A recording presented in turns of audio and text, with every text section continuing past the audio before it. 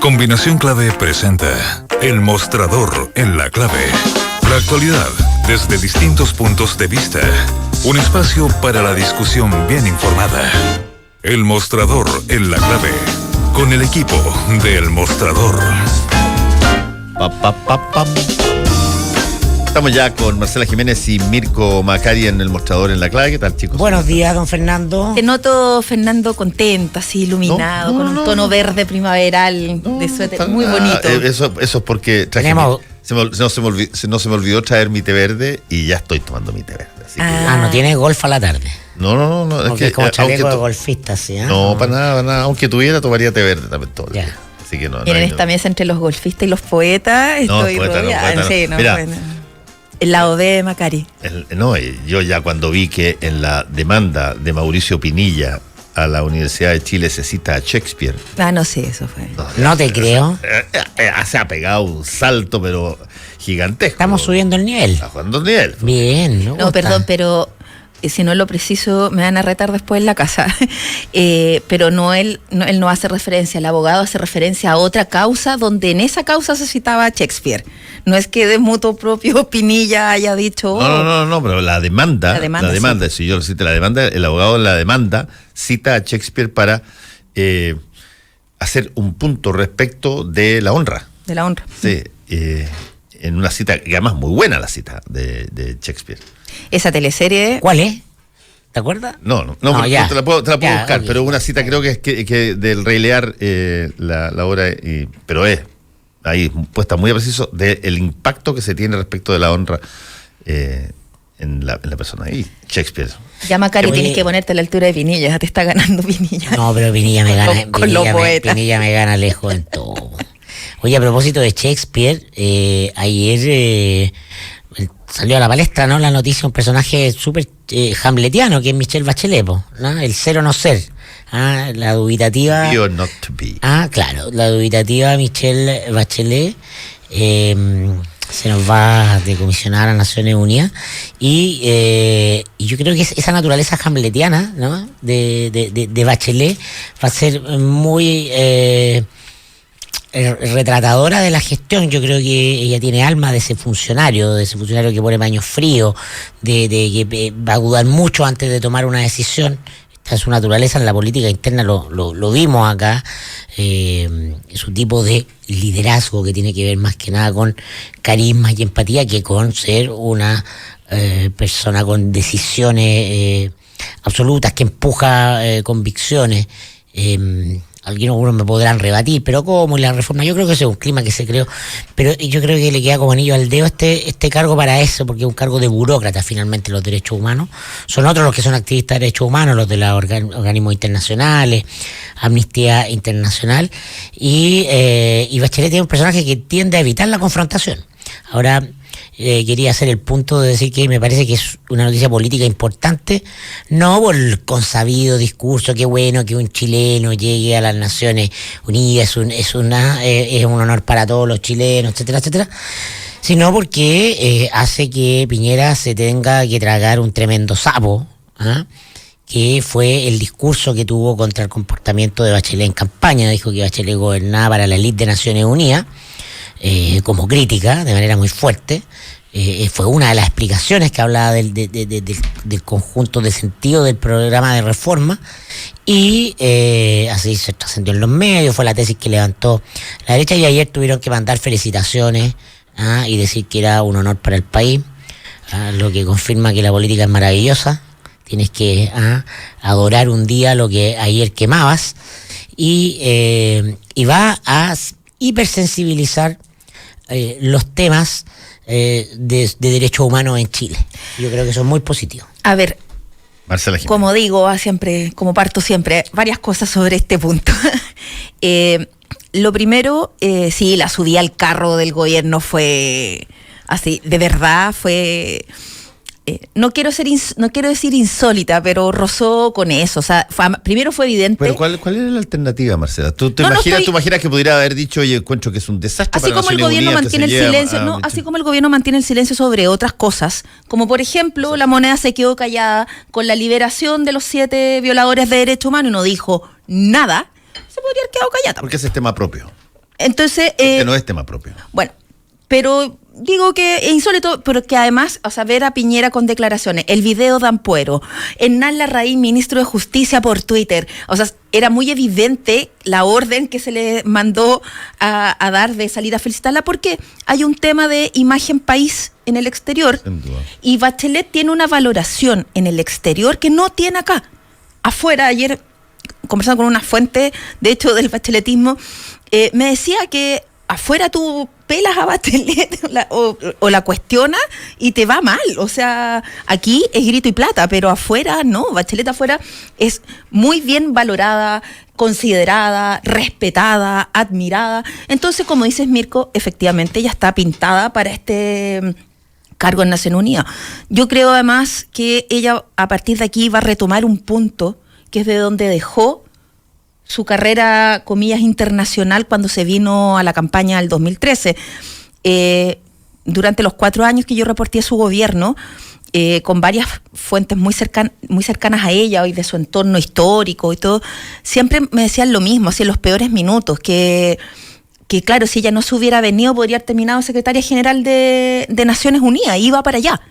Entonces, a lo mejor aquí ahora va a retomar ese rumbo. El punto es que yo siento que aquí se abre una caja de Pandora, por decirlo, o una situación bastante incómoda. ¿Por qué? Porque también va a ser un flanco permanente de crítica. ¿Qué va a pasar cuando Naciones Unidas... Yo recuerdo que los 4 años del gobierno de Bachelet, Naciones Unidas hizo críticas duras al tema de los derechos humanos, por ejemplo, en la Araucanía. Hubo varios muertos. Las cárceles, las condiciones de vida de la gente en las cárceles, las situaciones del Sename, que no fue solo responsabilidad de su gobierno, pero a ella, o sea, se le va a poder pasar harta factura. Por otro lado, también va a ser cómodo porque va a estar en el Olimpo internacional, donde puede cerrar la puerta y ninguna de esas cosas le va a llegar, le va a tocar y solo va a acrecentar su poder, su imagen internacional. Pero es un flanco para ella, por pero ejemplo. Sí va a tener un flanco. Si se mantiene la línea crítica respecto al tema de las violaciones de los derechos humanos en la Araucanía, en el conflicto de la Araucanía, puede ser un boomerang para ella porque el gobierno tiene... O sea, para hasta que le diga en su gobierno estuvo... Claro. Y Atorcha, y todo lo... Claro, y Smith, sí, y Huracán, y todas esas cosas. Pues no cerró Punta Peuco... Y nos sacó a Villalobos. Entonces, cuando hubo deliberación, claro, de Blue, o sea, hay muchas cosas. Ella tiene, claro, tejado de vidrio. Claro, no es Mandela. Y claro, y entonces puede optar quizás por prescindir de que se opine sobre Chile. No sé, fíjate, yo creo...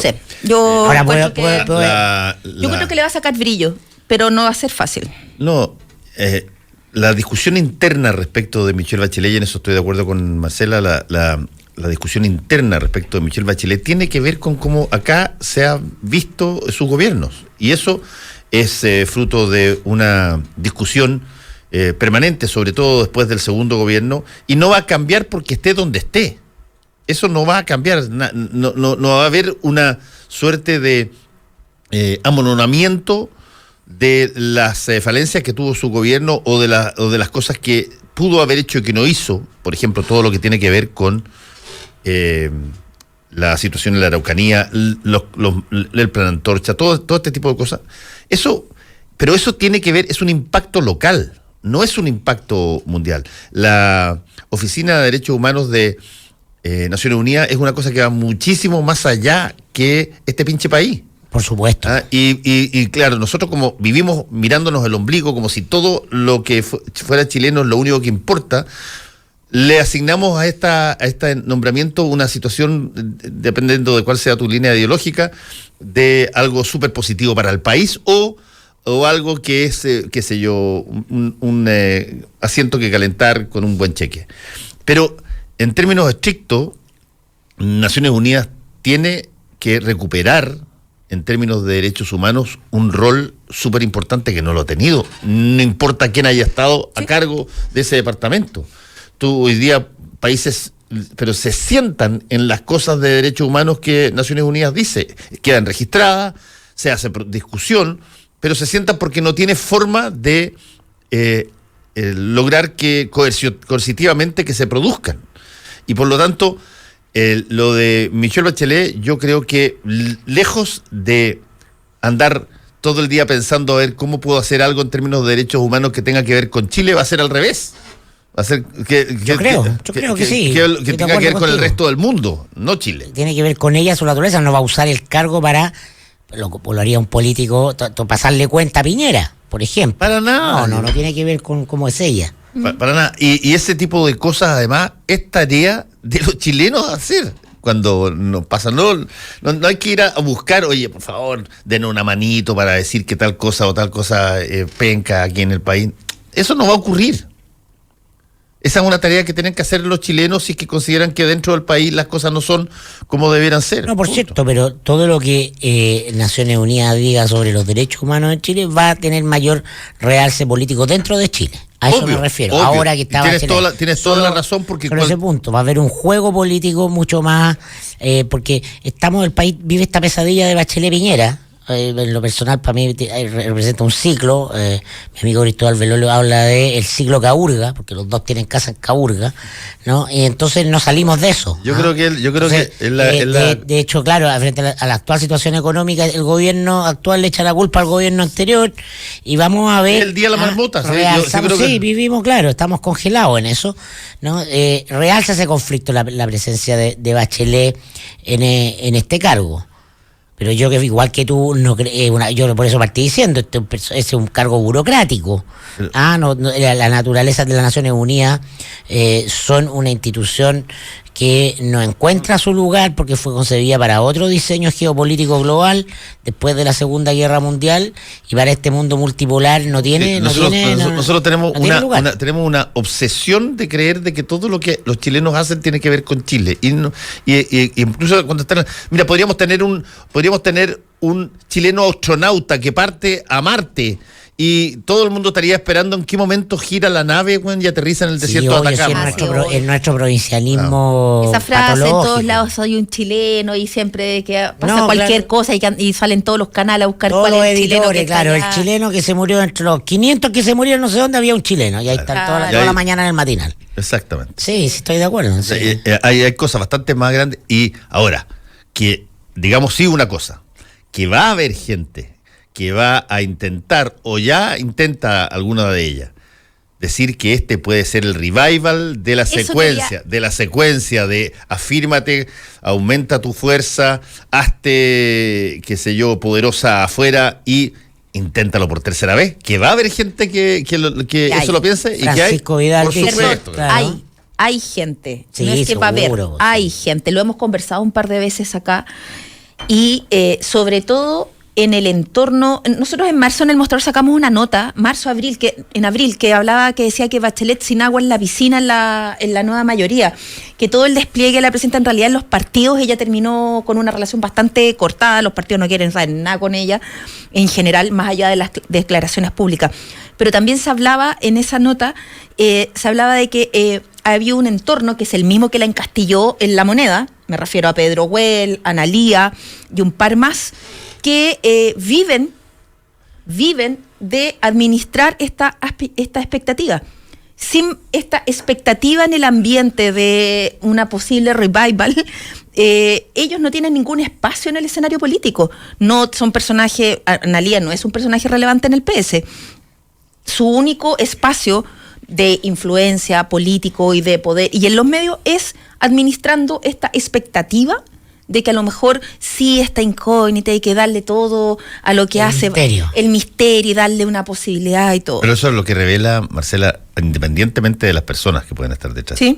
Lo que revela es que todavía existen términos de renovación de liderazgo una situación pobrísima en el ámbito, particularmente en el ámbito de la centroizquierda o la izquierda. Existe una pobreza franciscana en términos de eso. La derecha ha sido bastante más eficiente en sacar personas que eventualmente pueden estar posicionadas. La derecha tiene candidatos, pero tampoco tiene líderes. No tiene líderes. La izquierda ni siquiera tiene candidatos. Mira, pero por lo menos... O sea, alguien puede decirme que Tarud es candidato, que ¿cómo se llama? Que Heraldo Muñoz es candidato, pero hablemos en serio. Exactamente. Hablemos en serio, claro, hablemos en serio, por favor. O sea, la derecha no serán grandes líderes a lo mejor, pero sí tienen...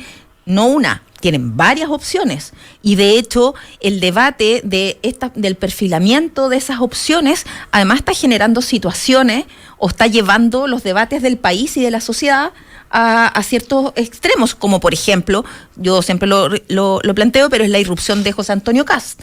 O sea, la irrupción de José Antonio Kast, por ejemplo... Que es lejos el líder más interesante del sector. Sí, que es el más interesante, pero que él también sacó del closet y despertó a una derecha ultra que estaba bien dormida o escondida o tapada porque políticamente no era correcto hasta hace 1 o 2 años atrás. Pero que hoy día sí es correcto sacar esa y los legitimó, los institucionalizó. Entonces, lo que sucede en la derecha es mucho más interesante que lo que está pasando en la centroizquierda. Sí, no hay figuras, no hay renovación del ego. No me van a decir que Álvaro Elizalde es la esperanza de la centroizquierda, porque, o sea, estamos a la altura de Tarut y Heraldo Muñoz. O sea, no hay oferta, no hay un pensamiento, no hay un proyecto, no hay un liderazgo, ni carisma tampoco. Sí. Además.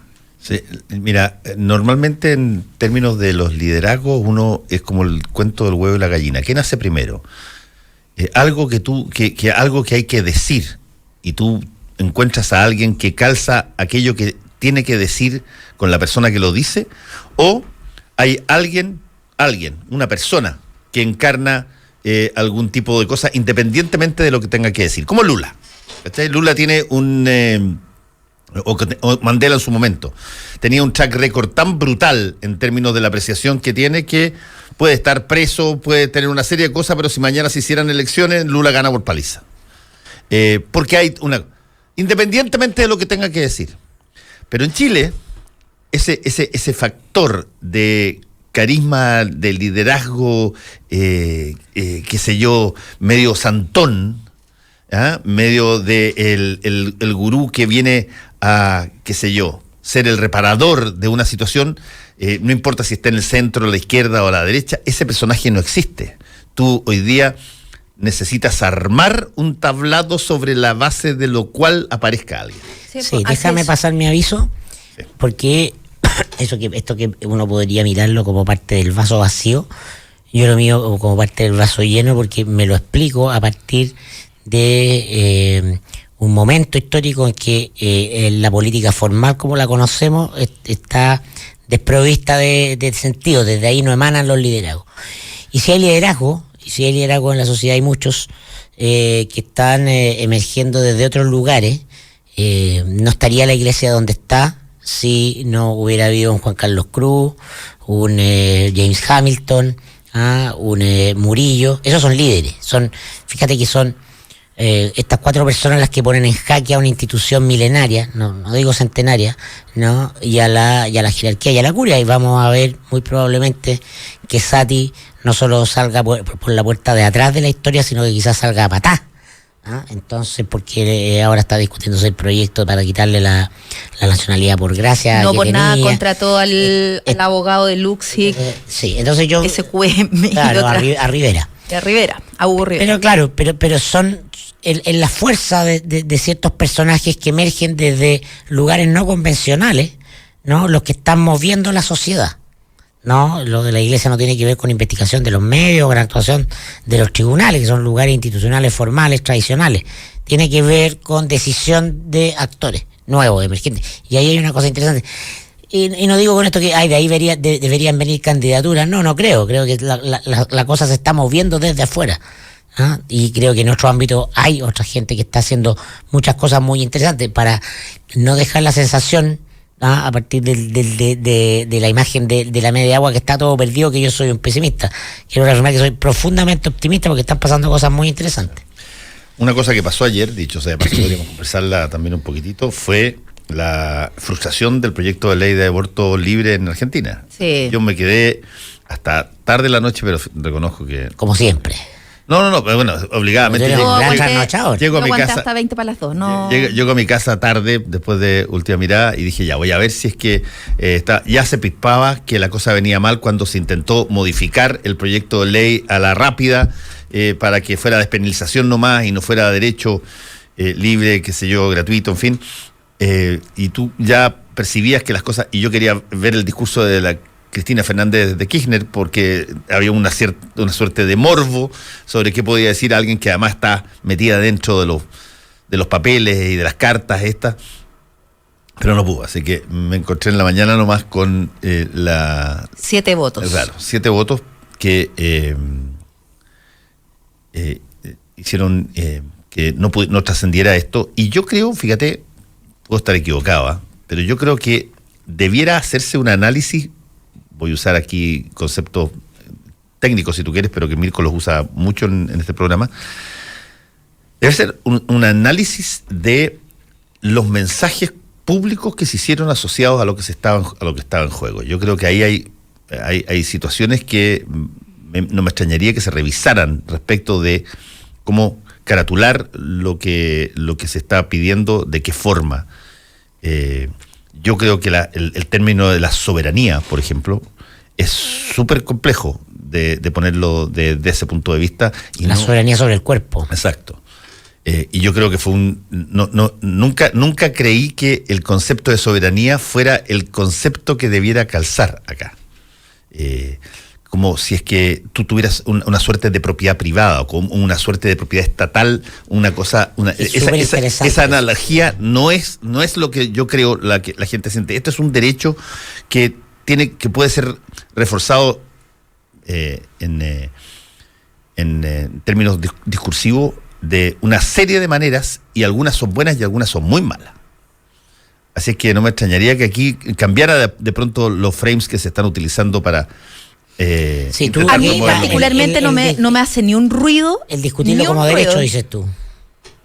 Claro, a mí no me hace ni un ruido el concepto de la soberanía sobre el cuerpo. A mí me parece que es una forma correcta de plantear, y yo lo entiendo perfectamente como la posibilidad de que yo y solo yo tengo la atribución de decir qué hago con mi cuerpo, es mío.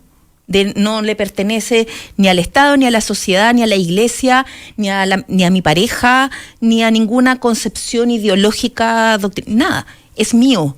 Sí, y yo creo que estás completamente Foucaultiana, claro, porque eso es la biopolítica de Foucault. Y yo tengo la idea, puede estar totalmente equivocado, me pueden decir, de que esa es una forma de encubrir una suerte de egoísmo brutal. ¿Por qué? Por varias razones, entre otras cosas porque para que pase el que tú tengas una guagua concebida dentro de tu soberanía, necesitas otra cosa, otra persona. No te sirve que estés sola. Y tú tienes que ir a pedir algo para lo cual, en el momento mismo en que eso lo pides, ese segundo deja de existir. Tiene cero importancia, no tiene nada que ver de a partir de ese momento, nada más con ni siquiera lo que creo. Y ese que yo tengo, que puedo, desde el punto de vista racional uno lo puede entender, desde el punto de vista comunicacional en unas sociedades que están muy influidas y muy marcadas por una situación incluso católica, yo encuentro que es un muy mal frame. Y creo que le pasó la cuenta a Argentina. Como estrategia. Estoy completamente de acuerdo contigo. Creo que el mejor enfoque dado el contexto actual no es el de derecho, sino que el de política pública, de salubridad. Exactamente. De cómo reducimos la cantidad de abortos legalizándolo. Es que más bien dicho, despenalizándolo. No, es que son dos estrategias políticas distintas, las dos son válidas. Uno puede decir con cuál cree que es más eficaz o no. Si uno lo va a poner como absoluto, a la luz del resultado, fue un fracaso. Ahora yo creo que fue un tremendo éxito del mundo pro aborto, en términos de que quizás lo más interesante que ocurrió en Argentina, con rebote acá, como síntoma de la globalización y la instantaneidad de los temas compartidos hoy día en la aldea global, es la cantidad de gente que se movilizó, la fuerza con la que se movilizó mucha gente a favor y en contra. Esa gente, Mirko, no se movilizó en Argentina por una política pública, se movilizó por un tema de derechos. Y esa es la diferencia. Y por eso que yo planteo que el tema de la soberanía sobre el cuerpo es un tema relevante y está bien planteado. Uno como mujer... Pero no es la única opción de plantear el tema. Nadie estoy diciendo lo contrario, pero te estoy diciendo que el eje, esa gente, te repito, toda la gente que salió a las calles en Buenos Aires, no salió por un tema de política pública, salió por un sentido de el derecho de las mujeres a decidir. No que decidan por mí, sino que el derecho a decidir. Por eso salieron a la calle. No por querer una política pública que todo el mundo la entiende y que no sé qué, y que es totalmente distinto, y esa es la mirada del asunto. Bueno, este tema en todo caso va a seguir el próximo año. En marzo del próximo año se puede reponer el proyecto en el Congreso argentino y en octubre hay elecciones parlamentarias en Argentina. Entonces, y acá va a seguir tensionándolo porque tiene que ver con un tema hipersensible y una mala noticia para el gobierno, porque son estos temas también los dividen a la derecha, aunque la posición mayoritaria es conservadora en la derecha. Hay votantes y hay grupos que están en el otro lado. Sí, por supuesto. Los va a tensionar. Los gobiernos no eligen los temas que tienen que bailar, no ponen la agenda. No ponen la música. Este tema, claro, de las libertades individuales llegó, pero con todo. Mal llamado temas valóricos. Pero yo en lo personal no creo que sea un derecho al aborto. Creo que es una práctica ancestral y creo que la mejor manera, al contrario, de que existan menos abortos es no penalizándolo, es legalizándolo. Esa es mi gran crítica a los movimientos contrarios al aborto, es decir, no lo prohíban, que es la pulsión natural de todos los grupos conservadores, particularmente en Chile. La prohibición legal, como si no existieran hoy día. ¿Qué día hoy día, Fernando? 10 de agosto. 9 de agosto. No se hicieran abortos en Chile. Right. Hoy día 9 de agosto no sé cuántos abortos se van a hacer en Chile. Todos clandestinos. ¿Y cuántos abortos de chilenos que tienen recursos se van a hacer fuera de Chile? La apendicitis del Barreto. Cuando aparezca el caso de la mujer que se hizo un aborto con un gancho a la ropa y se murió, y esté en los medios, va a revenir el aborto y va a cambiar el clima de opinión pública y va a ser absolutamente incontenible. Sí. Volvemos en un ratito. Hora clave. 9 de la mañana, en punto. 92.9. Somos como tú. Somos la clave. A las 8 de la noche, de lunes a viernes, en Clave Deportiva.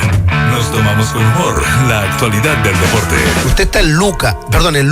¿Y a ustedes les gustan las lucas también, pues, no, don Benedicto? No. ¿Qué dijo? No sea falta de respeto. Chico Peñailillo, Pancho Aguiluz y Manny Grant no dejan títere con cabeza. Don Pele, ¿cómo está? ¿Es efectivo que retornaría a la madre patria? Sí, la verdad, creo que me hace mucha falta practicar un poco el español. Sí, pues. Hablo inglés, hablo chinese. Me encantaría volver a hablar español. En Clave Deportiva, de lunes a viernes a las 8 de la noche, 92.9. Somos entretención. Somos la clave. Querida excusa, ya no te quiero. El tiempo que pasé pensando en ti, ahora lo ocupo decidiendo si ir a las ruinas de Tulum o a la playa a relajarme. No dudes más, haz que las cosas pasen. En agosto, Banco Security te apoya para que realices ese viaje soñado, pagando tus vacaciones de 4 a 12 cuotas sin interés en Travel Security con tus tarjetas One o con tu crédito de consumo a tasa preferencial. Cotiza y compara. Si aún no eres cliente, descubre si tienes una oferta preaprobada en bancosecurity.cl. Banco Security. ¿Quieres? Puedes. Para hacer un buen negocio, necesita ser un gran anfitrión. Para organizar un seminario productivo, debe elegir el lugar correcto. Visite Hotel Los Nogales y compruebe que superaremos sus expectativas. 5 salones de hasta 300 personas con equipos audiovisuales, estacionamiento y Wi-Fi de alta calidad. Cotice en hotelnogales.cl o al 223-356958. A 2 cuadras del Metro Estación Los Leones. Hotel Nogales, Los Nogales 741 Providencia. Hay un agua para... Amor, ¿echaste a lavar la ropa? Y un agua para ti. Agua purificada Manantial. Aprovecha y solicita el servicio de agua purificada Manantial en tu casa. Ten una máquina que te entregue inmediatamente agua fría y caliente con 3 botellones de 20 litros todos los meses por solo 16,490 pesos. Para más información, entra a www.manantial.com. Manantial es vida.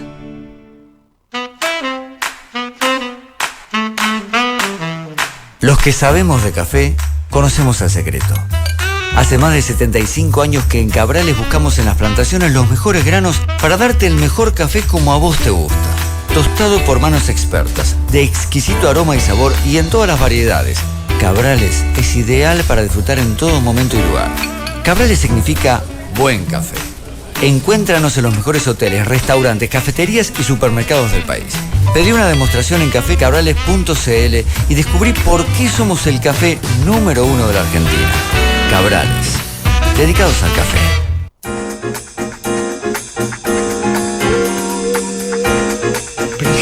Estamos de vuelta en el mostrador en la clave. Era Otelo la cita de Shakespeare, sí. La demanda de Penilla, no era el Rey Lear. Ahí la mandó un tuitero auditor. Bueno, el presidente Piñera firmó la indicación que busca ponerle el fin a la ley reservada del cobre. Tenemos ya con nosotros al teléfono a Gustavo Lagos, economista y profesor de la Universidad Católica, gran conocedor de los temas cupríferos, particularmente en términos de cobre. ¿Cómo está, Gustavo? No pasa nada con Gustavo Lagos. Ya, vamos a hacer la introducción un poco más larga. A ver. Ahí, ¿listo? ¿Pagamos la cuenta al teléfono, Fran? Ok, Gustavo Lagos, ¿me estás escuchando? No pasa nada. Ya. No, parece que no. Ya nos van a decir. Pero la idea es que queríamos conversar un poquitito sobre este fin de la ley reservada al cobre, que acuérdense que tiene como principal objetivo conseguir el financiamiento de los insumos de material bélico para las Fuerzas Armadas con el 10% de las ventas brutas de Codelco. Y que han tenido con anterioridad, cuando se hizo, tuvo un piso que era, creo que alrededor de $210 millones. En caso de que todo fuera mal, no podía, ese 10% no podía ser menor a $210 millones y no tenía copado el techo, podía crecer. Y hubo momentos en que entraron muchos millones de dólares y cada... ¿Aló? Gustavo, ahora sí, ¿me escuchas? Hola, ¿qué tal? ¿Cómo estás? Ok, estamos conversando con Gustavo Lagos, economista y profesor de la Universidad Católica. Gracias a Gustavo por estar con nosotros. Él estaba conversando un poquitito de qué era la ley reservada del cobre, el 10% de las ventas brutas, no son de las utilidades, son de las ventas brutas de Codelco. Sí. Y que, iba básicamente la adquisición de material bélico, y las razones por las cuales se elimina se han repetido mucho, pero sería bueno o conveniente quizás, Gustavo, que repitiéramos un poquitito por qué era inconveniente asociar o indexar este financiamiento para las ventas, para las compras de material bélico con los resultados del cobre. Bueno, básicamente era inconveniente porque el cobre no siempre pasa por periodos buenos y por lo tanto Codelco no siempre pasa por periodos buenos. Durante los precios bajos, digamos, obviamente que Codelco ha tenido que sudar la gota gorda para poder pagar este impuesto, en realidad, que le quitaban antes de contar sus utilidades, ¿no es cierto?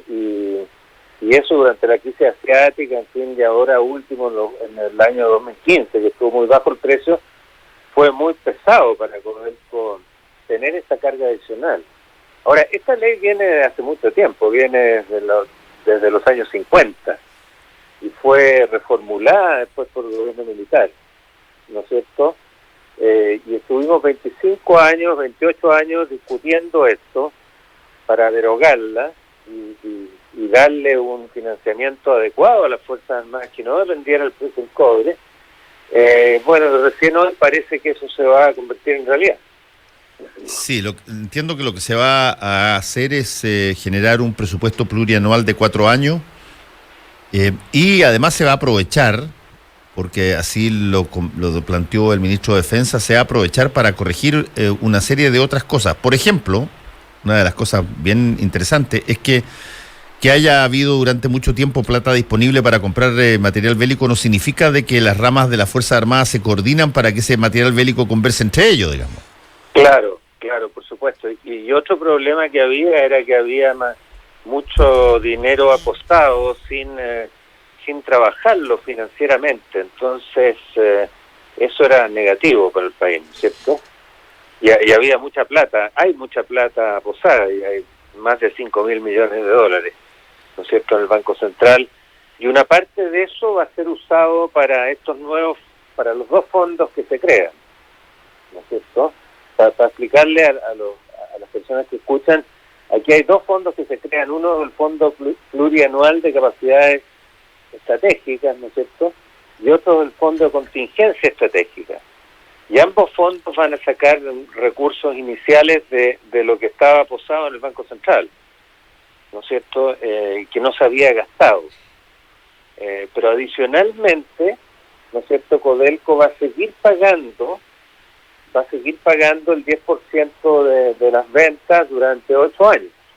Sí. ¿No? Y posteriormente ese 10% va a ir disminuyendo hasta 0 hasta que lleguemos a 12 años. Es un poco difícil de entender toda esta complejidad, pero ese es el mecanismo. Sí, hay que reconocer además que muchas de estas cosas deben hacerse en términos graduales porque las adquisiciones bélicas de gran envergadura que se hacen, y Chile ha hecho varias de ellas, claro, se pagan por cuota. Así es. Y por lo tanto, tú no puedes cortar de un día para otro, un año para otro, porque no tienes cómo pagar la siguiente cuota, digamos. Claro, no, por supuesto. Ahora el fondo aposado, lo que va a sobrar ahí se va a pasar al Fondo Económico Social, Fondo de Estabilización Económico Social, de tal forma que es bastante más racional la forma como se va a manejar el presupuesto en el futuro.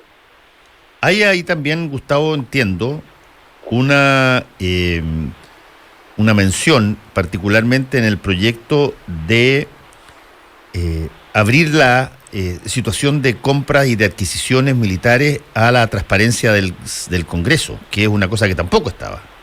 Exactamente. Estas platas no son auditadas, ¿no es cierto?, por el Congreso, ni siquiera por la Contraloría, entiendo. Bueno, eran parte de una ley reservada que dejó de ser reservada hace muy poco. Y por lo tanto se prestaban a que hubieran manejos que no podían ser auditados en forma pública. Sí. Así que esto es muy positivo.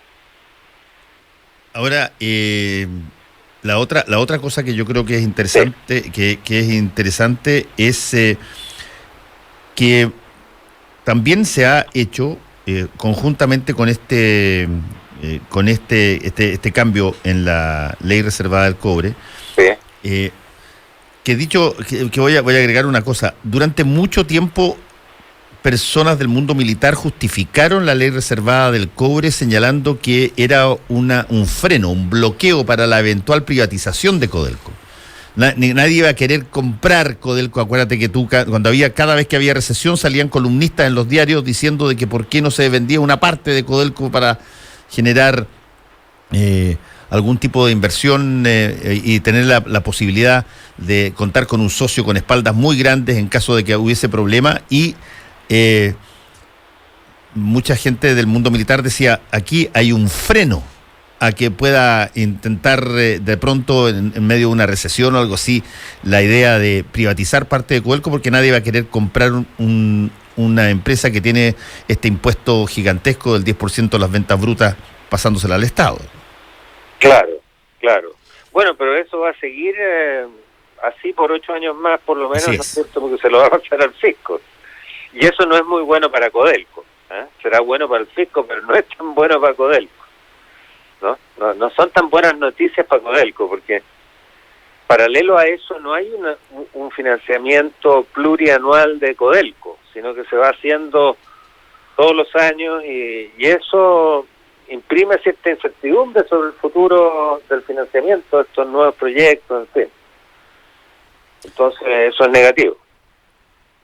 Oye, y volviendo al tema contingente, comento el tema contingente, Gustavo, ¿qué tanto te puede impactar o cómo ves tú que va a impactar esta huelga de escondida ahora en todo lo que está pasando cuando ya se está recuperando el precio del cobre y ahora me imagino cada vez que hay una huelga tienes la posibilidad de que suba el precio, pero al mismo tiempo muchas cosas que tienen que ver con la relación entre estos sindicatos de grandes minas también implican y golpean después en las negociaciones de Codelco. Sí, antes de pasar a eso yo quisiera retomar tu pregunta sobre la privatización de Codelco, porque hay que recordarle a los auditores que efectivamente en la Constitución del 80 estuvo muy cerca un sector del país, ¿no es cierto?, en abrir el camino para la privatización de Codelco, y fueron las Fuerzas Armadas justamente las que exigieron, en definitiva, que poner cortapisas contra eso, ¿no? Eso está en la historia, la gente se ha olvidado de eso, pero hay que decir que las Fuerzas Armadas estuvieron muy cuadradas, ¿no es cierto?, por la no privatización de Codelco, y en parte importante eso puede haber sido porque, claro, recibían el 10% de las ventas para el financiamiento del material bélico. Sí. Pero también porque había un sentido nacionalista en las Fuerzas Armadas, reconozcámoslo, sentido que puede seguir existiendo, yo no lo sé, no puedo penetrar tan a fondo como piensan las Fuerzas Armadas hoy, pero es interesante ese punto, porque, claro, hacia adelante no vamos a tener a las Fuerzas Armadas necesariamente del lado de no privatizar Codelco, ¿no? Es una reflexión nomás que surge debido a tu pregunta. Sí. Como factor de poder, claro. Claro, como factor de poder, ¿no es cierto? Ahora, igual las encuestas señalan que el 70% de los chilenos no quieren privatizar Codelco y reconocen a Codelco como una empresa nacional de gran valor, ¿no? Así que políticamente eso está muy vedado, está vetado, digamos, hoy en día, pero bueno, nunca sabemos cómo va a evolucionar esto.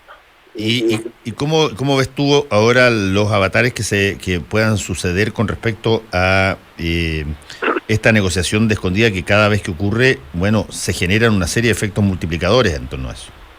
Sí, me ha llamado mucho la atención que el precio del cobre no haya reaccionado, subió hoy subió unos pocos centavos, hasta 2.80 y tanto, pero y a lo mejor es posible que haya sido la huelga escondida, no lo sabemos. Curiosamente hubo una reacción a la huelga, al primer anuncio de la huelga escondida a principios de julio, y subió a 3.30, y eso fue tomado por prácticamente todos los analistas como una respuesta a la huelga escondida, y también dijeron que esto era temporal. Pero posteriormente se derrumbó el precio, ¿no? Se derrumbó desde 3.30 hasta 2.70, y hoy estamos en 2.80. ¿Y eso puede tener que ver con el inicio de la guerra comercial con China de Estados Unidos? Eso está definitivamente asociado a la guerra comercial.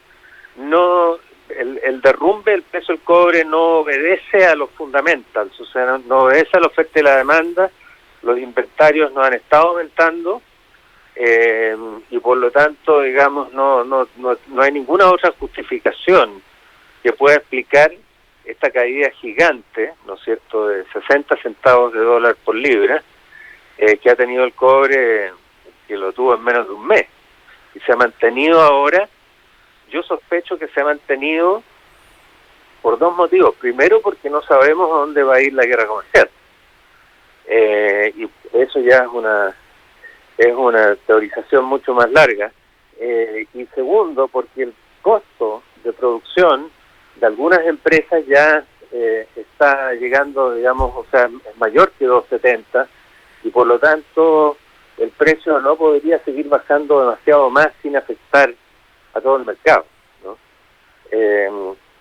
Pero te digo que hay gran incertidumbre respecto a la guerra comercial porque no se sabe qué es lo que va a pasar. Y el presidente de Estados Unidos, digamos, mientras la economía norteamericana esté funcionando bien, haya mucho empleo, incluso la bolsa está subiendo, no va a ceder en la guerra comercial. La hipótesis mía es que la única forma que pueda ceder es si estos indicadores se comportan de forma negativa, ¿ya?, antes de la elección de noviembre. Y eso no sabemos si va a pasar. Entonces esto arroja una gran incertidumbre sobre el precio del cobre en el mediano plazo, desgraciadamente. Estamos conversando con Gustavo Lagos, economista y profesor de la Universidad Católica. Por último, Gustavo,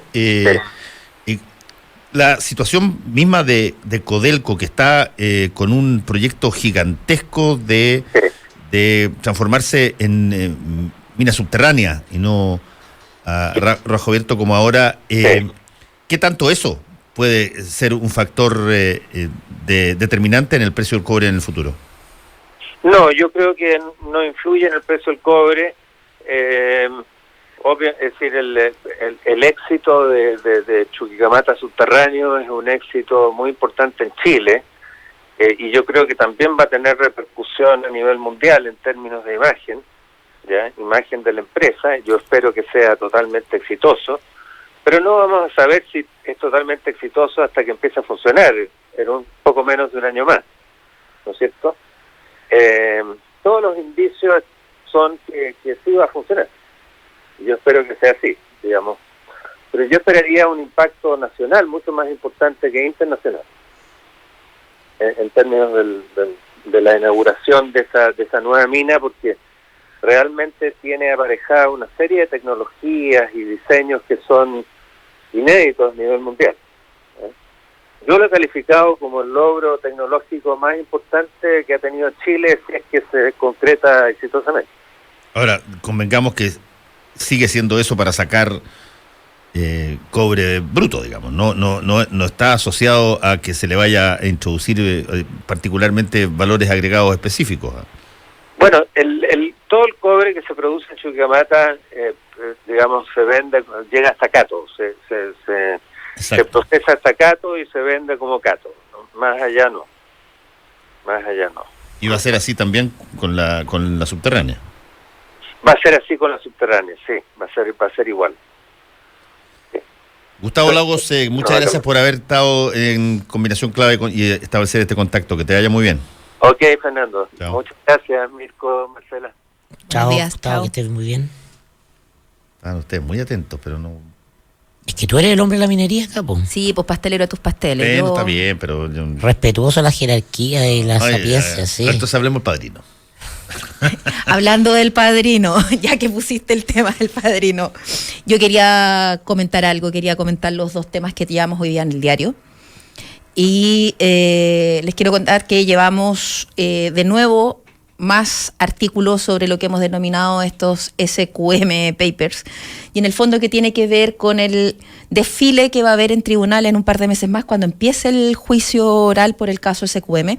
Hoy día llevamos una nota donde explicamos que va a desfilar el círculo de hierro personal del presidente Piñera, Nicolás Noguera, José Cox y Santiago Valdés, el corazón de Bancar, y ellos van a tener que explicar su relación con Contese, pero también van a tener que explicar las triangulaciones de boletas que hubo desde esta empresa con Pampa Calichera, con Aguas Andinas. Financiamiento de la campaña del 2009. El financiamiento de la campaña del 2009, donde hubo pagos de boletas a Jaime de Aguirre y Mario Conca, que eran ejecutivos de Chilevisión, por servicios que no prestaron cuando Piñera era el dueño de Chilevisión. Es muy interesante. Entonces, si bien puede que a lo mejor alguien vea y diga, bueno, ¿qué hay de nuevo? Lo nuevo es que precisamente esta gente va a tener que desfilar en tribunales y va a tener que ir a dar explicaciones. Eso es lo nuevo. Ahí estamos recontando una historia que estaba dispersa, pero además sabiendo que son ellos, ya no es una suposición, ya Vamos a ver cómo mienten en tribunales. Bueno, vamos a ver ahí la astucia del fiscal, claro, obvio. Todos llevan un discurso armado, el único, claro. Sí. Lo interesante es el caso de SQM. Bueno, explico que eso es en la arista...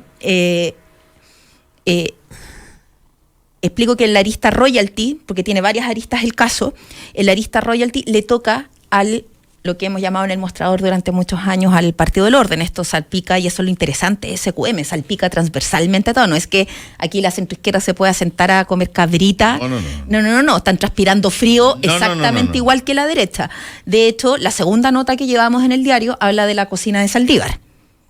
Y de cómo esta famosa cocina de Saldívar que se instauró hace unos años atrás en el Senado, que se refiere a todas estas negociaciones tras bambalinas, incluso fuera de las instancias del Congreso, poderes fácticos. De los poderes fácticos, cómo se negociaron ciertas cosas, en este caso la ley de royalty, que terminó beneficiando a SQM. Bueno. En ese sentido va a tener que declarar Andrés Saldívar, miembro de la Comisión de Hacienda y que fue protagonista de estas conversaciones de la cocina, Camilo Escalona, que era senador de la 10ª región en ese minuto, y Ricardo Lagos Weber. Precisamente, ¿por qué? Porque Lagos Weber había una minuta que le mandó a Longueira, que era senador, que es el que gestionó todo esto para favorecer ese QM, y esa minuta terminó en el escritorio con Tese. Entonces, todos tienen algo que explicar, decir si sabían, no sabían, bueno, como dices tú, decir la verdad o mentir o justificarse o tratar de salvarse. Pero el desfile que va a hacer esto va a remecer y cuando ya lo estemos presenciando. Sí, más la imagen que el contenido probablemente. Sí. Ahora van a organizar los discursos con abogados. Hay otra cosa que es formal, pero que es muy interesante. La diferencia entre una entrevista que tú das o una explicación que tú entregas respecto de lo que hiciste cambia totalmente de carácter cuando eso se transforma en una declaración judicial. Así es. Ahí hay que cuidar las palabras, hay que cuidar las cosas, los ejemplos, la secuencia adquiere características de datos objetivos y de que a ser verificados, a ser chequeados. No hay interpretaciones libres que te puedan permitir decir, oye, sí, en realidad no, te van a bajar a tierra con qué hizo, con quién, cuándo, cómo, esta firma, claro, este paper. Y no corren las llamadas a los directores de los medios para decirle, oye, cámbiame esta cuñita, bájame la cuestión. No corre nada. Lo que tú declaras no solamente sirve como base sobre tu intromisión en la materia, sino que además tú declaras cosas que hacen otros o que hicieron. Y eso genera un movimiento que hace que los juicios orales tengan justamente una característica tan especial.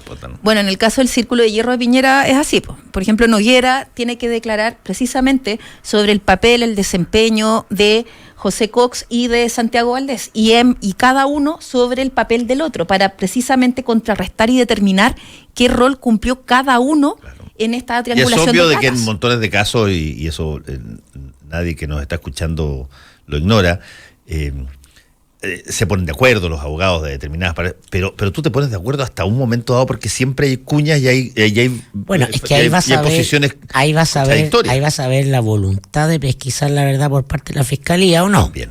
También, se va a quedar con la versión se nota al tiro, no, y eso se va a notar al tiro. Yo tengo la sensación que eso está más arreglado que mesa de cumpleaños. Puede ser. Por todo el devenir del caso hasta el minuto. Por las mismas acusaciones que también son públicas. ¿Quién está acusando? El fiscal en este caso. Porque todo esto, lo que estamos mostrando en el diario tiene que ver con la formalización de los llamados de testigos. Sí. No, pero no están yendo a declarar en calidad de... No, de testigos. Lo que hemos contado son testigos. Sí, no son imputados. Testigos porque los imputados son 16. Sí. Que lo hemos comentado y que eso se sabe. Es muy relevante. Claro, y que lo encabeza la lista Longueira y Contese por delitos tributarios, cohecho y soborno. Y repitamos, lo único que arriesga pena de cárcel es Contese. Sí. Que es quizás la declaración más interesante de todo por lo mismo. Sí, claro. Porque el único que corre riesgo. O sea, todos los que mencionan a Marcela no corren riesgo, van como testigos a reafirmar una declaración que probablemente, informalmente, ya hicieron en fiscalía. Y que aparentemente... Sí, pues varios ya declararon. Y ahora van a refrendar lo que dijeron.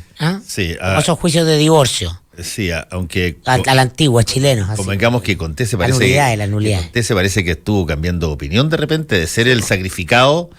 para que todo el resto se beneficiara. Y eso es lo claro, no le gustó mucho y su abogado lanzó pero una serie de dardos y de bombas. Dardos y de datos más, porque como diciendo, a ver, espérate, como que va a ser el único crucificado acá, momentito. Aquí había una serie de empresas que hacían exactamente lo mismo, que tienen el siguiente nombre. Aquí, tómese razón.